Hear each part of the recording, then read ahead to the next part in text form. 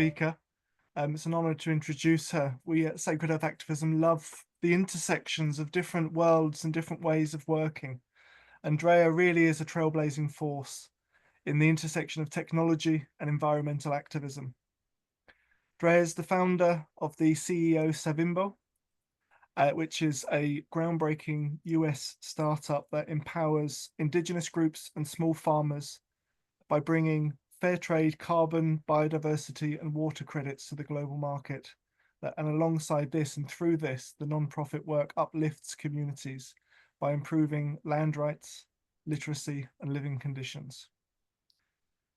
Drea's deep spiritual connection is a part of all that she does.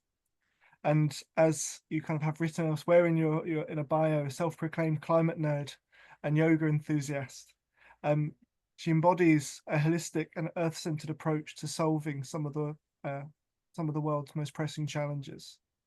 And we're really glad to have you here to join us and to speak with us today, Drea, to share how indigenous spiritual paradigms can be successfully translated to the industrialized world, and for you to introduce some of these compelling case studies on rights of nature that have been applied within Savimbo's Indigenous-led biodiversity unit.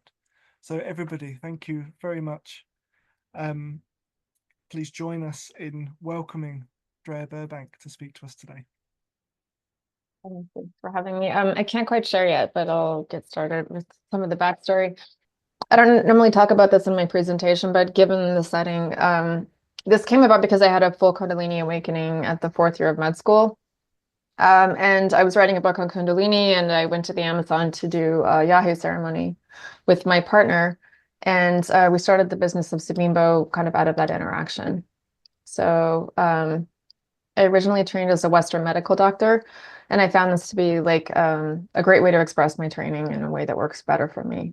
So briefly, so now I'll launch into the more pragmatic versions of what we do. Savimbo does fair trade climate credits. We say that we're how to save a planet. So not you should have saved that planet. Why didn't you save that planet? Oh my God, that person's not saving that planet. But specifically, step by step, clear instructions, translated traditional ecological knowledge, how to do it.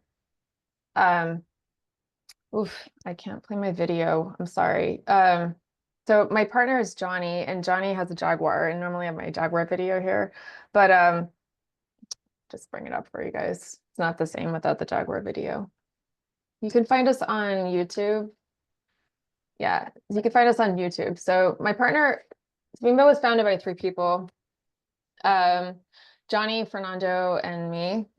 Johnny tracked jaguars in his backyard. So he has about 17 jaguars in his backyard, and he was tracking them for about 20 years. And he did this without any money and on his own, collecting data. And a lot of people were asking, why did Johnny do this? Why did Johnny track the jaguar? Why was he doing it on his own and without any money? And we decided that Johnny did it because the jaguar was beautiful, it was wild, and it was bigger than him. And that's the way that I feel about our project Savimbo, and that's because that's the way everybody at Savimbo feels about our planet. I'm a nerd, not a designer, so please bear with my slides. I'm going to give you the 10,000 foot view first, kind of where we're at with planetary health. There was a study done in the 70s called the limits to growth. It was the concept that the planet is an organism and it does have physical limits to what we can sustain. And then they looked at, it was done in 1972. And they said, if Earth is an entirely closed system, what happens if humanity just keeps growing and growing and growing? In 2012, they went back and looked at the results of the study, and they found that the study was still predictive of what we're seeing right now on our planet. 2 seconds. So what we're basically seeing is an imbalance between the global north and the global south. Pollution's coming from the global north from overconsumptive lifestyles. And places like the Amazon are what's keeping our planet up. But there are not a lot of people live in the Amazon. And the Amazon still operates under traditional indigenous ownership and paradigms.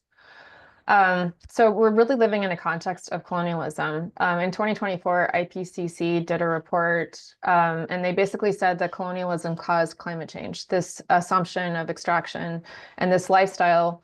And if you look at like his history, guns, germs, and steel is a great book about kind of how technology has led to warfare, which has then led to imbalances on our planet. This means, in my perspective, that you cannot fix planetary imbalances without also fixing these paradigms. If you look at the global distribution of biodiversity around the world, biodiversity is truly concentrated at the equator. These are areas of the world where indigenous peoples and indigenous lands are still held under traditional governance. You have countries like Brazil and Colombia and Ecuador drawing, country lines around the Amazon, but they don't actually control it. It's still under traditional ecological control and has been for about 5,000 years. If you want to help biodiversity on a planet-wide scale, you want to strengthen indigenous governance, indigenous paradigms, indigenous science, and indigenous land control, because that really will protect the majority of species on our planet. I like to think of it as the 4 dots problem. So a lot of people have the assumption that humans are like single-celled bacteria, and it is true. If you put bacteria in a petri dish, they will outgrow their resources, and then they will die off. But we are not bacteria. We have a lot higher cognitive processes, and I do not believe that humans have that fate in our future. I think we're a smart species.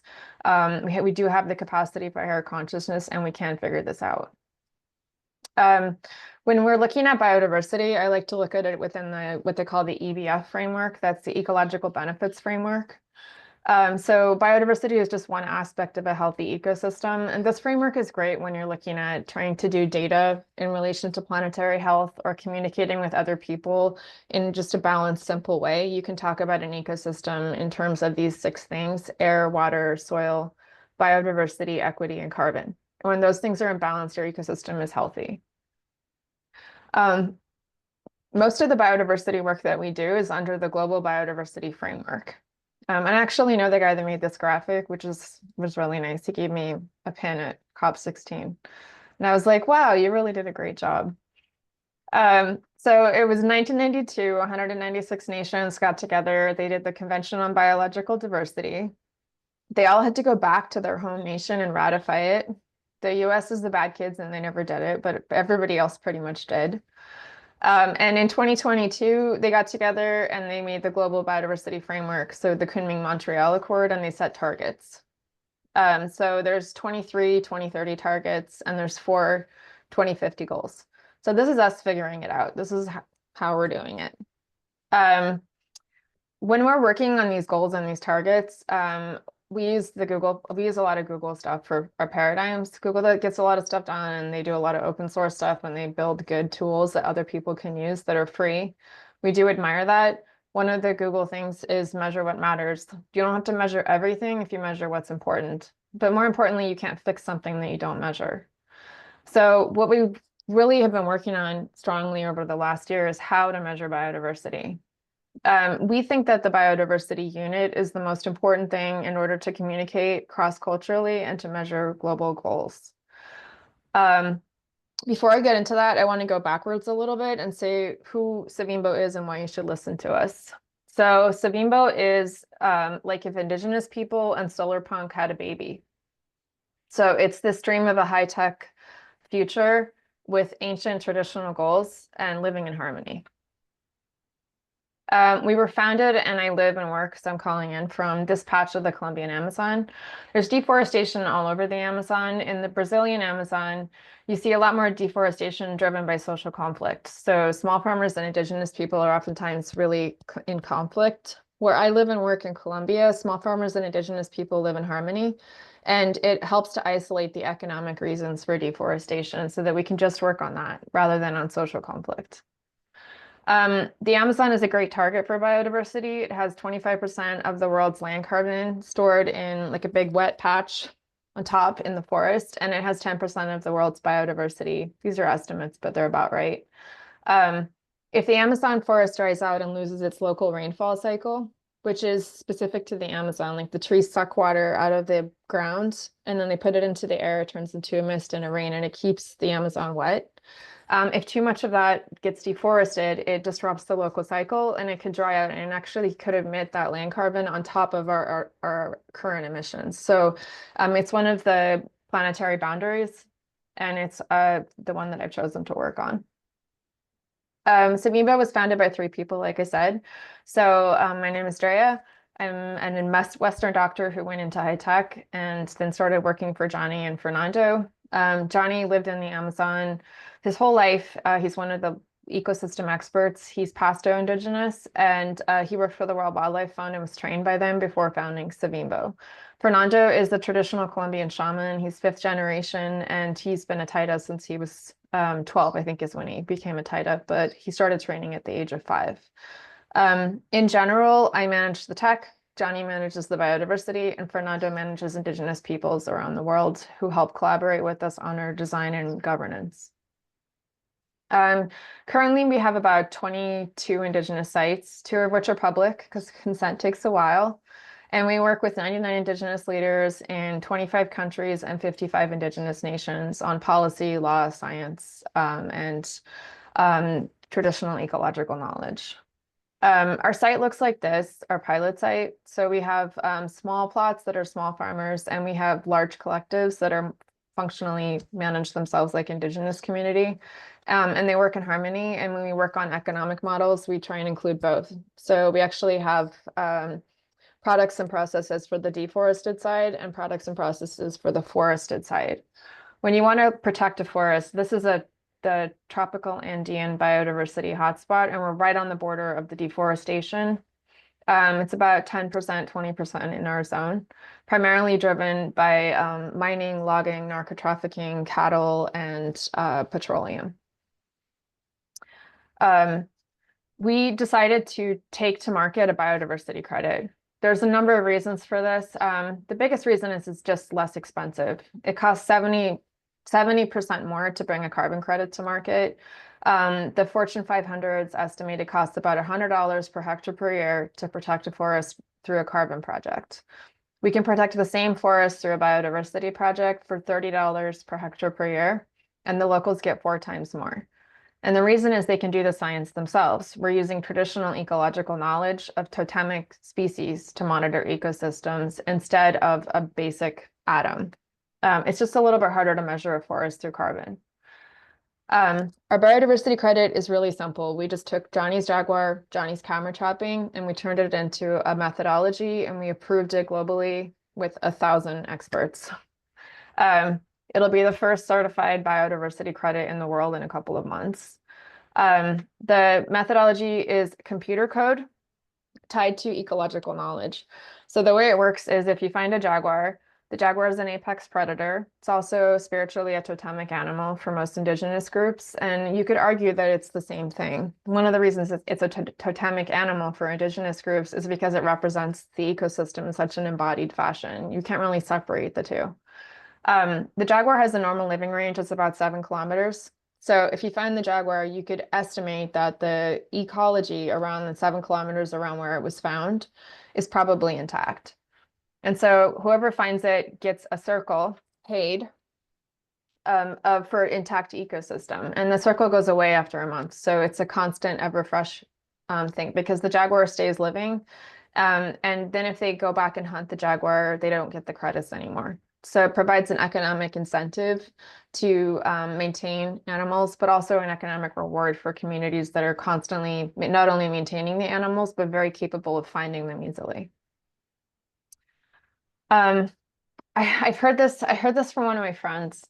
Somebody who's very well educated, lives in Silicon Valley, says all the PhD stuff. One night, it was late, he was having a glass of wine, and he just blurted it out. And I thought, this is fascinating. This was the subconscious thing about Indigenous people. They shouldn't get paid for doing nothing.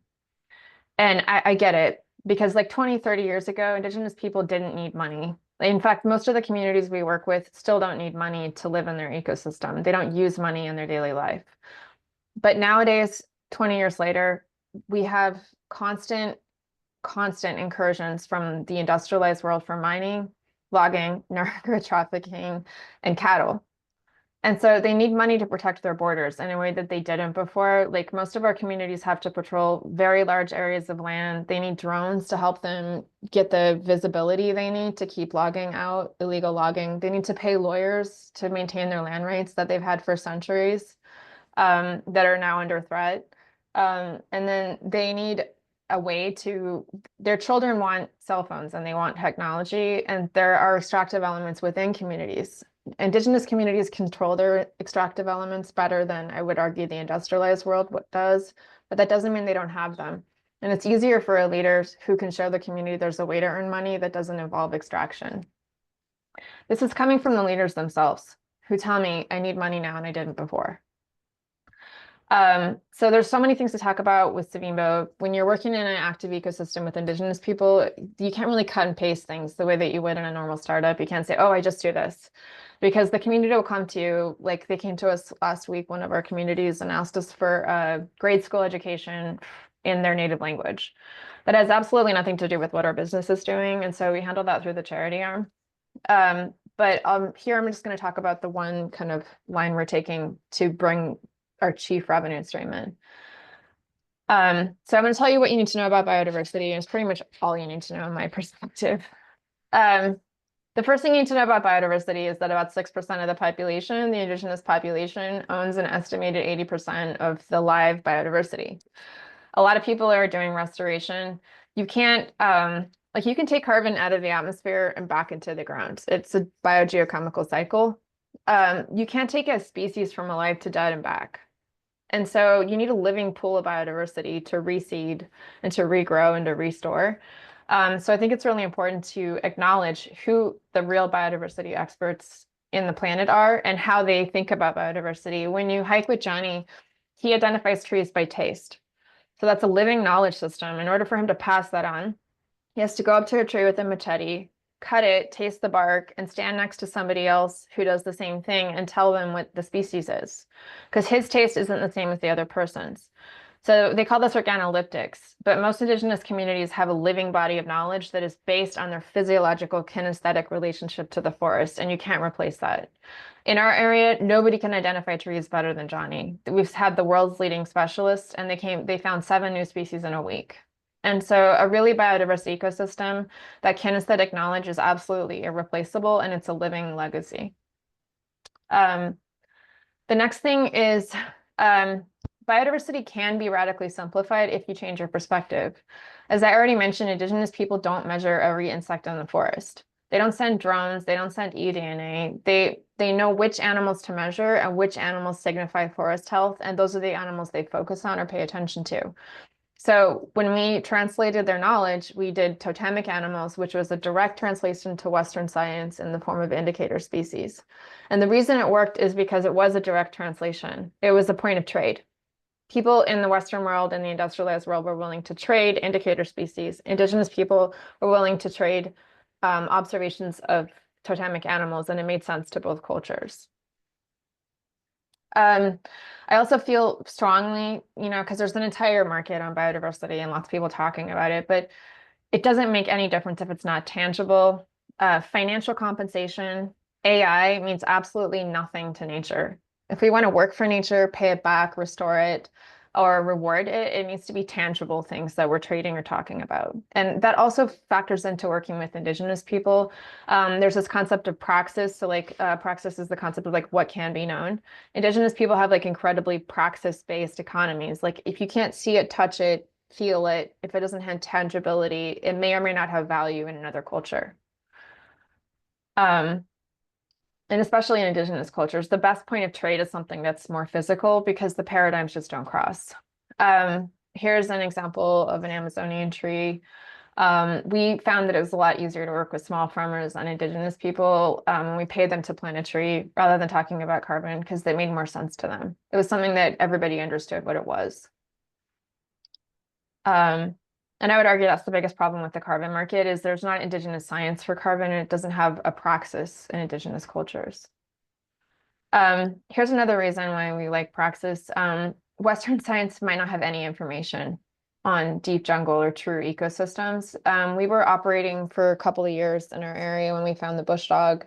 They called me on the phone and they're like, there's a really ugly bear. We're like, is it a fat dog? Is it an ugly bear? What is this thing? It turns out it's one of the rarest animals in the Amazon. It had been living in this intact ecosystem forever, but you don't see it that often. And at least 2 of our Indigenous sites have found it. This made national news on 7 channels in Latin America when we found it. So it's there's all kinds of great, cool stuff that may not be well known in Western science. So you have to find good points of communication. Okay, so the reason that I'm here talking to you and how we collaborate with other people, we sat down with the indigenous leaders and we talked a lot. They didn't want to financialize nature. And we needed it to be a commodity for economic reasons. A commodity was safer when it came to trading. And when people were selling biodiversity as an asset, it came with land rights, kind of hooks attached. And only a commodity was going to hit international markets in a safe way for the communities because they could kind of take it to their borders, leave it, and then deliver it again. So we sat down, we negotiated this biodiversity unit, and the core component of the unit is rights for nature. So the unit is based on 1 hectare of a fully intact ecosystem for 1 month. And when we went back to them and said, we didn't say we're going to commoditize your biodiversity. We just said, are you okay with getting paid for preserving an ecosystem for 1 month? And they said that you own. And they said, yeah, we do that for free. We're okay with that. So that was kind of how we negotiated the unit. There's some scientific elements to the unit that are based on rights for nature. So there's a couple different ways you can measure biodiversity. We chose to measure it under an absolute sense, which is scientifically to say that an ecosystem at a 1 has its own rights. Kind of, I could get more nerdy about that if you guys want to ask. But the leaders were adamant that rights for nature had to be baked into the unit from the beginning, and we did that for sure. We also did a value grading. Not everybody wants to say one ecosystem is more valuable than the other, but some ecosystems have more biodiversity or under more threat. So it's like an optional secondary category for threat versus biodiversity content. This doesn't necessarily mean that an Arctic ecosystem would be worth less than an Amazonian one. It just means that some threatened ecosystems could be prioritized over others. So this unit works for any kind of biodiversity action anywhere in the world. If you're measuring conservation, then you want to then select your measurements or metrics so that you're proving that the ecosystem is at a 1. So you're making a logical case that your ecosystem is at a 1 and you're keeping it at a 1. But if you're doing restoration, then you'd want to select metrics that show that you're raising the ecosystem's integrity over time. And you could either do that in an absolute fashion or a relative one. For people who are measuring ecosystem impact, like construction in biodiverse areas, then you can use the same unit to show how much impact you've had. And what we like more is showing that you've had less impact than you could have had by using better tools or methods. I cannot emphasize enough the indigenous leaders. What they want is rights for nature. We ended up getting onto the global markets and negotiating with the World Economic Forum, the UN, IAPB, with the leaders to control the market before it formed. So it was more equitable and better for indigenous peoples than the carbon market had been. After going to all the meetings and listening to all the proposed solutions, they all came back and what they said is, we're tired of playing whack-a-mole. We have a new threat every day, whether it's from green colonialism or from the old kinds of colonialism. They say we need a robust global solution that addresses all the problems, and the only solution we can see is rights for nature. So there's a cool video, and they put it out internationally. You can find it on TikTok, where they each talk about their ecosystem and their philosophy around rights for nature. And I think that we managed to negotiate it into the fundamentals principles of the global biodiversity market with their help. And that's it. I can answer any questions. I can get nerdy. Do you guys want to do questions and answers, or I could go a little bit more into the nerd stuff?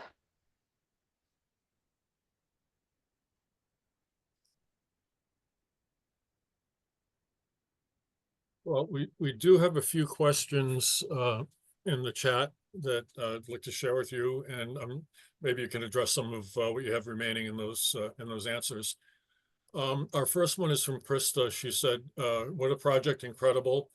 You said that the jaguar is not only ecologically and biodiversity important, but also spiritually, and that can't be understood without." And that one can't be understood without the other. Can you say a bit more about this? Sorry. Yeah, so I mean, I originally came to the Amazon for ceremony. So throughout the Amazon, they use different formulations of the copy vine. So ayahuasca, yahe, yopo. I would argue that in no ecosystem that we worked in is there not ceremony to understand traditional ecological knowledge. So your physical praxis-based knowledge, your practical everyday knowledge of the ecosystem is not separated from a more spiritual understanding of it. And that's why, I mean, the jaguar isn't just physically in Western science an apex predator, it's also spiritually and emotionally an apex predator in the Amazon. And indigenous cultures have prized it for years. I think we had ceremony available at COP16 for people that wanted to actually learn. Some people came and they're like, I want to learn more about indigenous culture while I'm in Colombia. So we actually brought one of the shaman from Venezuela who's well known for Yopo. And during the Yopo ceremony, I remember him saying, a scientist from Switzerland had done medicine with us. And he was like, I saw the jaguar, but it was a man. And the indigenous guy looked at him and he's like, because it is a man in our culture. It is the jaguar is a person. Like you're a people, the jaguar is a people. And it was like just watching it land, like it was so cool to see it finally land. So yeah, I don't know how to describe it other than that. Most indigenous cultures that we talk to have beliefs that the jaguar is equal to a human in the jungle, as far as like when you find it and how you interact with it, you treat it like a human being or like a wisdom keeper. But it's not just the jaguar in Colombia. We have leaders in Australia who feel very strongly about the pygmy possum, which is a rodent, but you know, they'll tell you the same thing. So I find that totemic animals not only represent ecological interactions, they're friends, they're people to indigenous people. Thank you. This next question, I think you did relate to it after the question was asked, but just be another chance to go into more detail.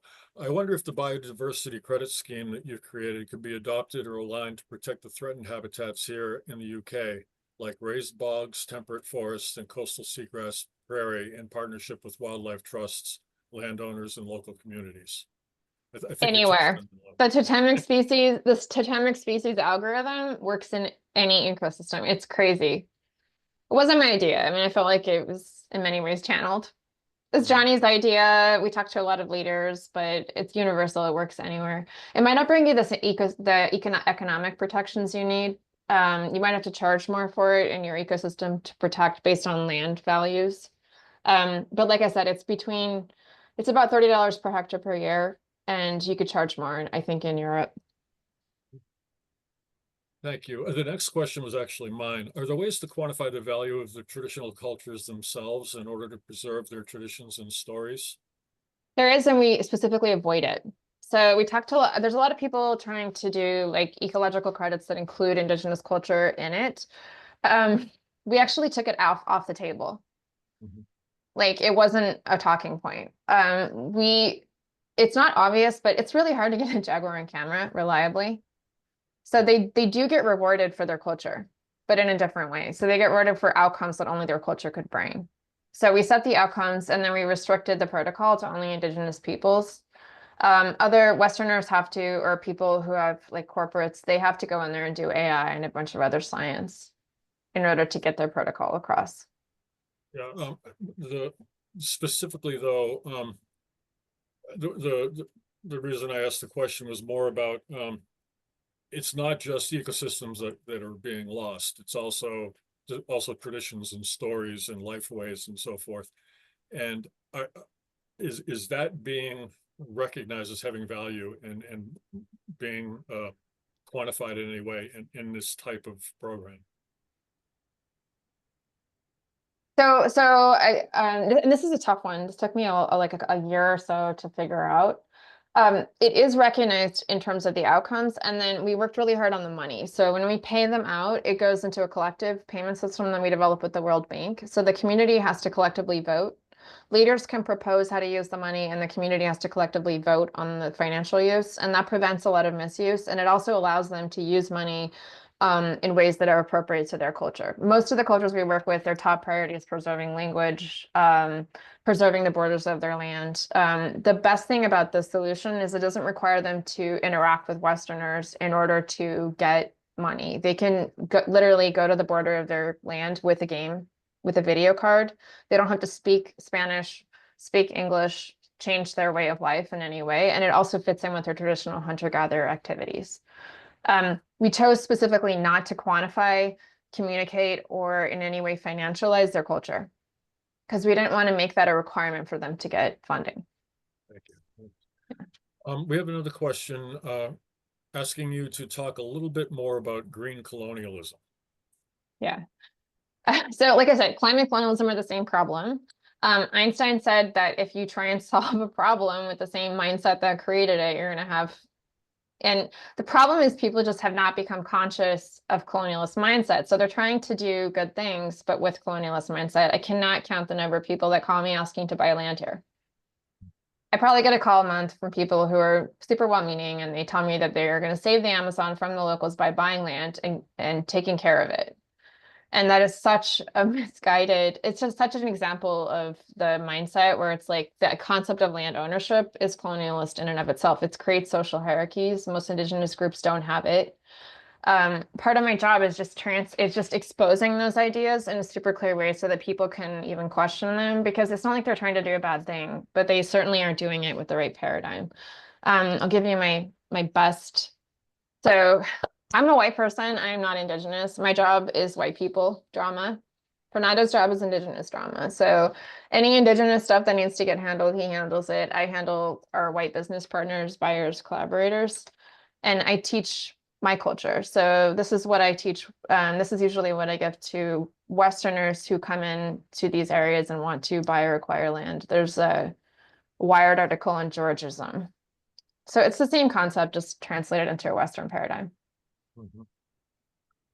This next question is one I think a lot of people have, largely because of a lack of complete understanding. Isn't the use of credits for global markets facilitating the deeply harmful industrial complex to continue business as usual? I think it depends on, that's a really tough question, and I think it's totally legitimate.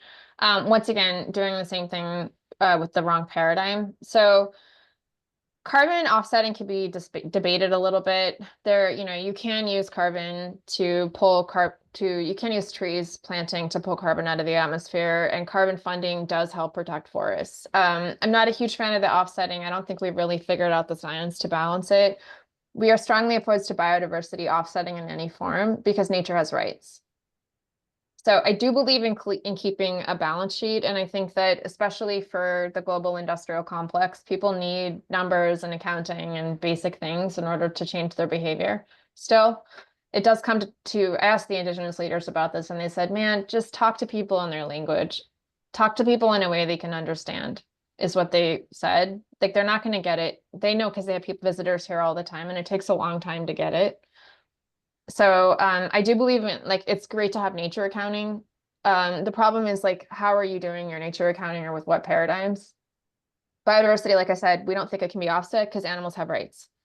You might be able to take a carbon molecule into the air and back to the ground, but you certainly can't take a jaguar from alive to dead, nor do you have the right necessarily. If my understanding, my very amateur understanding in this area is all right, isn't this something like making the people who are polluting pay more to do their business and fund the work that needs to be done in order to save things? I know that a lot of people think that buying carbon is kind of giving license, but in a way it's also forcing some kind of reciprocity, isn't it? I think we have a long ways to go as a species. We've been operating under the colonialist mindset and extraction and overconsumption for at least 200 years, if not longer. Strongly operating under it. We've obviously reached the limits of growth. This isn't working. People are finally aware of it, but it's going to take us a while to dial it back. Mm-hmm. So I don't know if you guys have ever tried to quit smoking or lose weight or anything. There's a process.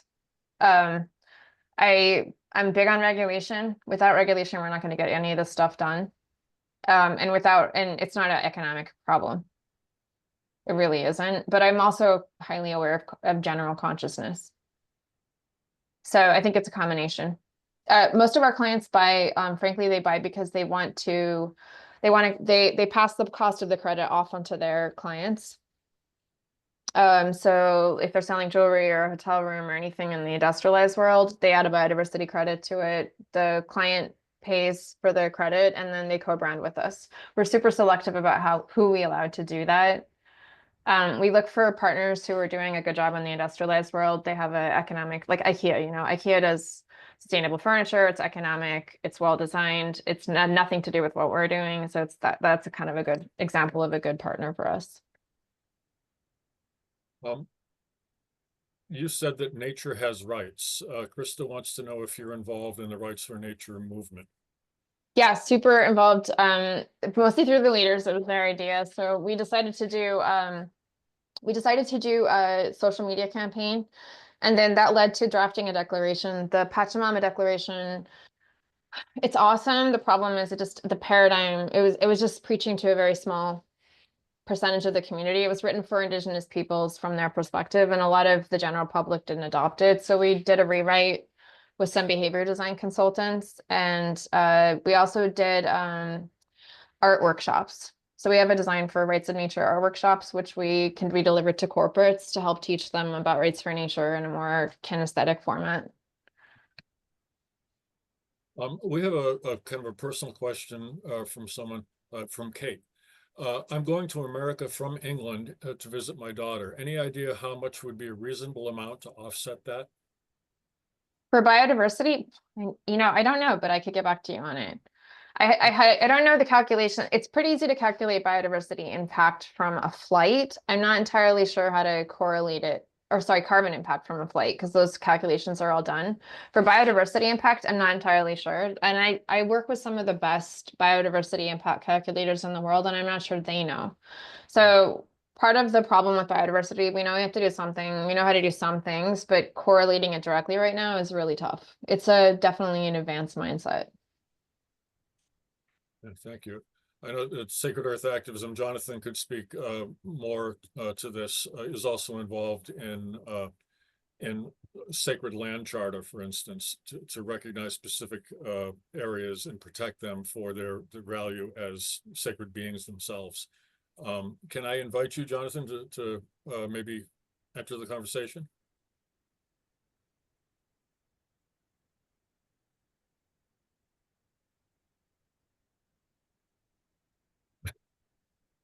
Thanks, Crew. And thanks, Drea. Yeah. I mean, with what we're talking about, we'll give a bit more detail tomorrow on the Sacred Lands Charter in full. But I wonder then how that kind of translates. So just to bring it in to the Indigenous kind of worldview and perspectives on the land there. How does that kind of relate to their sacred view of the landscape in terms of the rights of nature? And sacred places that they might have within the landscape. Kind of is that kind of something that they have kind of spoken about as in terms of looking for greater kind of support and protecting? My partner Fernanda says that Indigenous people have like a deeper, more kinesthetic connection, so that their ancestral land, like it's actually like an embodied channel. And they both need the ecosystem, and they also understand it on a deeper level, which that's what he says. And I do invite you I'll share a video recording of him speaking about this at the end that you guys can look at him talking directly. Sacred is sacred is kind of how it works. So Savimbo doesn't talk about sacred that much. People can come to the site and do ceremony with shaman who work with us, and they can experience sacred. But we don't put it out for public consumption in general, and especially not when it comes to indigeneity or indigenous information. It's not that it doesn't have value. It's just that we don't want to commercialize it. Like, I feel like the experience of coming here and learning from people and opening yourself up and making yourself vulnerable is partly what makes people capable of hearing it, rather than just consuming it like on a TikTok channel. So we do have sacred on TikTok. I mean, like if you look at the Rights of Nature video I shared at the beginning, that's sacred on TikTok.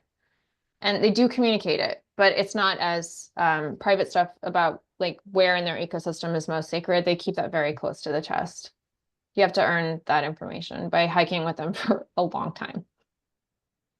Absolutely. I just kind of, I guess, was wondering kind of whether that's kind of there in the forefront for them for protecting those places, as well as kind of the broader ecosystems that are there and around. Yeah, they actively protect it. Like they won't, They will misdirect people. They will, Johnny Fernando sabotaged $5 million worth of mining equipment from Canada here about 10 years ago. All the small farmers went in the night. They tried to resist the extraction coming in, and they couldn't on the government level. So when they put the equipment in, they went out at night and they put it all in the river. They were declared terrorists till the World Wildlife Fund got them a lawyer and declared them activists. But they do actively protect sacred sites. They may not admit that it's sacred when they protect it. Mhm. It's hard to define the word sacred when you know that everything is sacred. I think it's a very different cultural view. Krista wanted to go a little further with the rights of nature question and asks if it can be accomplished within the current paradigm. Yes, but I don't believe that the Universal Declaration is the way to go. So I used to work in tobacco control. The way that they won the tobacco fight, $8 billion tobacco settlement, and legislated it and prevented it being sold to kids and all that stuff. It started with one waitress in a small town in California. And then they went to small towns in California and they legislated it within the town first, or within a local bar. So the smaller the jurisdiction, the better chance you have of getting rights of nature into law. And that's where the most impact lies. We also thread rights of nature into anything pragmatic that we're doing. Like, we don't offset. And people ask why, and we say because nature has rights. So it's just a pragmatic association. It's built into the biodiversity unit, which we negotiate with commodities exchanges every day. And people ask, why do you do it this way? Because nature has rights. So I like the pragmatic application, and I think that's the most power you can have right now with it. If you look at our declaration, it's open source, ready to go. It's been vetted by human rights. We got human rights special rapporteurs to go over it to make sure that it couldn't be used for fortress conservation, which, if you guys know, one of the big concerns in the Indigenous community was that it could be used to evict Indigenous people from their land. So we went over it specifically for that, and there's language in there to protect for that. Naomi would like to know how other communities can get involved in or benefit from this scheme. Yeah, we're activists. So it's open source, free to use anytime. You can copy it and start applying it right away. If you are an Indigenous community that wants to work with us, we have like a pipeline a mile long, and we have like a serious vetting process, and we only work directly with Indigenous leaders. But a lot of communities, if they're savvy and scientific, they have scientific capacity, they can do it without us. So here is our unit. We will offer an hour free advising to any Indigenous community that wants to use it, just walking them through it, explaining it to them. It's also in Spanish. It's available at 2 major certifiers now, but you don't have to certify to use it. You can use the code without certifying, and the code is open source. Great, thank you. And for those who don't have the chart up on their screen, there are a number of links in the chat where you can find out more and probably enter into a conversation with Drea, perhaps. Yeah, for sure. I'm too easy to find on the web right now, but I'm not famous enough for it to turn off the channels. Just to address the flight thing, I'm just going to share this one thing from one of our clients. One of our clients offsets classic car racing in Italy. And so he usually does carbon offsetting. Well, he doesn't say offsetting anymore because he's a little neutral on that concept, but he just says contribution. So if somebody wants to race a classic car, they also give back. And so he has offered the biodiversity credit. So you do like 70% of your contribution in carbon and 25% in biodiversity. I think that's a good ratio it's a little hard to calculate exactly what the impact is from racing a classic car in Italy, but there is some impact, so. That's wonderful. Thank you so much, Drea, for speaking to us today. I knew very kind of little about how all of this worked, and it's just incredible kind of all of the work that you're doing, but as well how it brings kind of the Indigenous voices to the fore and really honouring them. So it's fantastic to see the integrity of it there. And also just absolutely amazed at your speedy ability to throw hundreds of links a minute into the chat there. We've got all of the resources that we could possibly need to take us on there. So we're really grateful. Really hope that that's been helpful for people who are watching, who are wanting to kind of find out more and be able to look how they can support it. And yeah, really grateful for you joining us here today for this talk. For sure. I'm just gonna one last link and then I swear I'm done. I'm gonna add a link about Fernando did an interview with Robert Lundahl about the medicine aspect of it, and I think it's great. So, and then I'm done. Amazing, thank you. And there's a lot of love and comments in the chat there. So if you have a minute or two afterwards, do please go and have a look through and see all of the lovely comments there. A lot of people very grateful for everything you shared. Thanks, guys.